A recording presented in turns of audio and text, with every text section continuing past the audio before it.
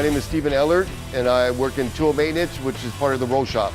I like forklift driving, and so an opportunity came here at Western Tube for a forklift operator, so I became the forklift operator, and then all the other situations and opportunities that opened up here, and I just stayed. The fire sprinklers and all the systems, you know, we're in football stadiums, baseball stadiums, anywhere there's hospitals. You know, I did go on vacation, and where we were was an industrial building, and I looked up and I got to see the conduit, which the wires goes through, and it had a Western Tube sticker on it. So the people I was with, I got to tell them, hey, I make that tube.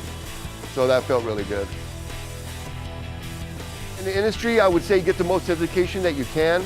This industry is always looking for engineers and people to progress the company, and if you come up with bigger and better ideas, you can only advance the situation.